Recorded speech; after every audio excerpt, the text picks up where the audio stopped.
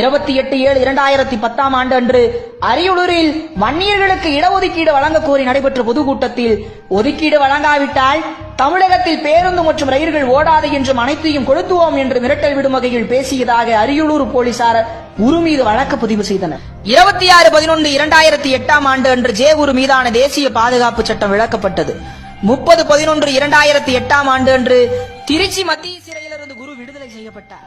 வன்னியர்களுக்காக தன்னுடைய வாழ்க்கையை அர்ப்பணித்த குரு தன் தந்தையை கொலை செய்த மாமாவின் தலையை வெட்டி காளி கோயிலில் உள்ள சூலத்தில் குத்தி வைத்தார். இதுதான் இவர் மீதான தனிப்பட்ட வழக்கு. இதேபோல் ஆண்டிமடம் காவல் நிலையத்தில் குற்றவாளி என குருவின் புகைப்படம் ஒட்டப்பட்டிருந்தது. இது தொடர்பாக கட்சி நிர்வாகிகளிடம் குருவிடம் கேட்டபோது, என்னுடைய மக்களுக்காக போராட்டத்தில் இறங்கியிருக்கிறேன்.